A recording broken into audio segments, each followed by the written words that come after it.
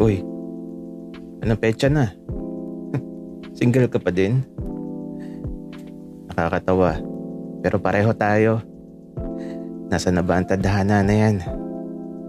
Bakit ang hirap matagpuan?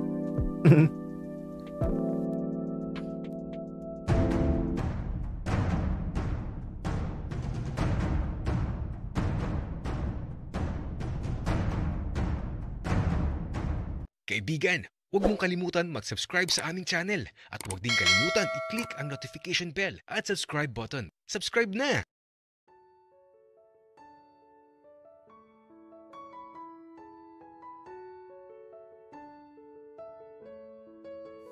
Habang nasa labas ako, medyo napag-usapan namin ng mga tropa ko si Cairo. May napansin din daw sila. Pre, yung kapatid mo, huwag kang magagalit ah. Pero medyo mahinin kasi kumilos. Pero gwapo. Mas gwapo pa sa'yo. Pre, syempre, sa akin nagmana. Pero tama ka. Medyo mahinin kumilos ang kapatid ko. Siguro dahil doon siya lumaki sa bahay ng lola niya, tapos puro gawaing bahay ang tinuro sa kanya. Kung sa bagay, pre, ganyan talaga kapag lumaki sa mga lolo at lola. Pero pre, balita ko, nakabenta na naman daw kayo ng lupa. Mag-asawa ka na. Sobrang yaman mo na eh. Pre, ano ka ba? Hindi ako mayaman. At saka, hindi pa ako handang mag-asawa. Okay. Pero pre, yung utol ng tropa natin, trip na trip ka. Kaya lang, nag-aaral pa yun. Pero, nasa hustong gulang na. Ikaw na magpaaral. Gagi. Lakas makamatandang binata, pre.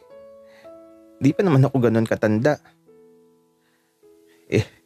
Mag-30 pa lang ako ha. Kaya eto, nagkatawanan na lang kami. Ayoko kasi talaga sa bata. Baka mamaya, mapatulad lang din kay papa at mama na naghiwalay kasi nahirapan sa buhay mag-asawa si nanay. Medyo nakakatakot lang isipin na kapag galing ka sa broken family, baka mangyari din sa'yo. Kumbaga, may trauma sa nakaraan. Kaya siguro hanggang ngayon, di pa ako nag-aasawa. Kasi, natatakot talaga ako. Uy, pre, anong iniisip mo? Parang masyado malalim naman ata.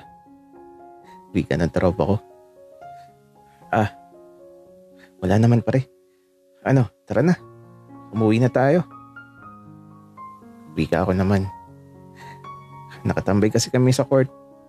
Naghahanap ng makakalaro.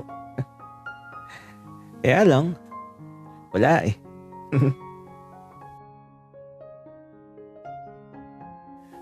Puro baklita ang nakikita namin na parang gusto makipaglaro sa amin.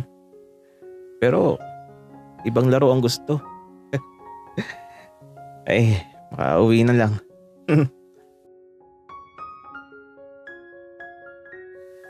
Kaya pag alis namin sa court, nag-iwa-hiwalay na din kami. Diretso uwi na ako sa bahay. At pagpasok ko sa loob, napakatahimik. Parang walang tao. Kaya naman, dumiretso na ako sa silid ko. At pagkabukas ko ng pinto, natatawa ako sa nakikita ko.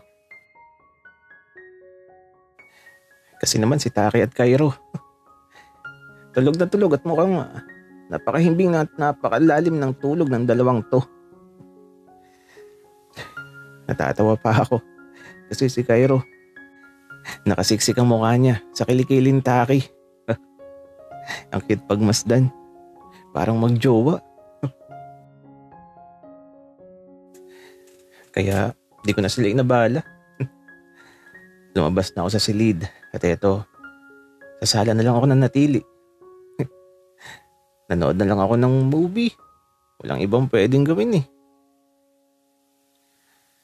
Nahiga na lang ako, tapos habang nanonood, naiisip ko yung sinabi ng mga tropa ko. Matanda na ba talaga ako? Pero kung mag-aasawa na ako, gusto ko na magkaayos muna si Papa at Mama. Gusto ko kasing makita mo ng buo ang pamilya ko. Naalala ko pa dati, simula na magkahiwalay sina Papa at Mama, hindi na ako muling naging masaya. Kasi naiinggit ako sa mga batang nakikita ko na kasama ang tatay at nanay nila.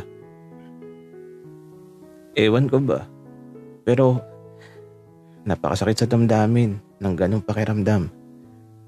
Yung parang tutulo ang mga luha mo, pero kailangan mong pigilan kasi dapat magpanggap kang masaya. Kahit di ka naman talaga tunay na masaya. Gusto ko na sana magkaayos na si Papa at Mama. Yun lang ang tanging hiling ko, ang maging buo muli ang pamilya ko. Ang maging buo muli ang pagkatao ko. Pero paano mangyayari yun? Galit si Papa kay Mama. Mag-aasawa na lang daw siya ng bago kaysa bumalik sa mama ko. Si Mama naman, alipin pa din ang nakaraan. Alipin ng masasakit na salita mula kay na lolo at lola. At higit sa lahat, takot siya kay Papa kasi sa ginawa niya sa nakaraan. Ang hirap isipin kung paano manunumbalik sa dati ang lahat. Ang hirap, sobrang gulo. Pero di ako nawawalan ng pag-asa. Alam kong darating ang panahon na magiging maayos na ulit ang lahat. At sana mangyari na ang bagay na yun. Habang nakahiga ako dito sa mahabang upuan, gising na ata si Cairo at Taki. Bumukas kasi ang pintuan ng silid ko. At ayan, naunang lumabas si Taki. Kaya lang, ano nangyayari?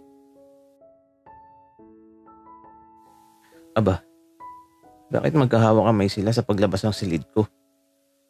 At parang ansaya nila.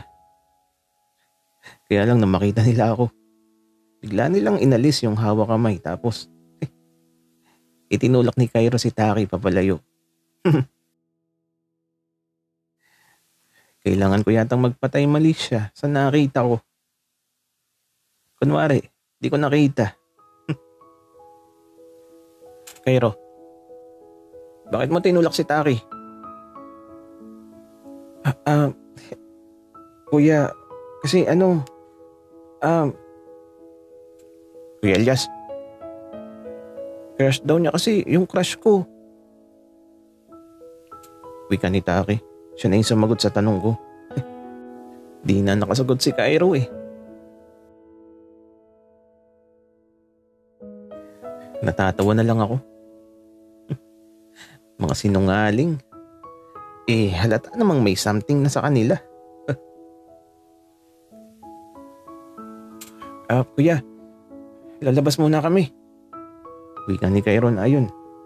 Di pa ako napayag pero umalis na kaagad. Sumilip ako sa bintana at nakaakbay pa si Taki sa kapatid ko. Ay nako. Bakla na ba? Pero, hayaan na. Kung saan masaya sige lang. Okay lang naman sa akin yun.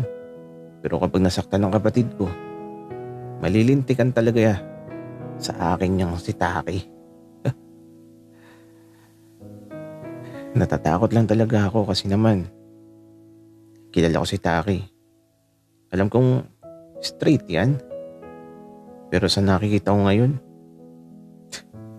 duda na talaga ako. Straight pa ba?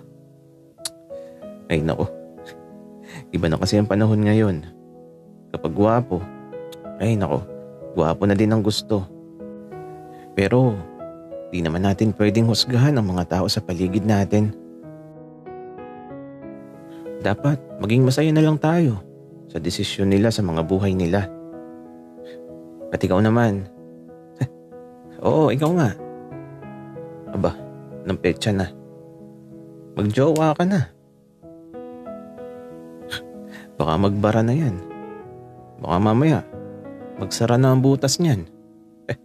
Maglandi ka.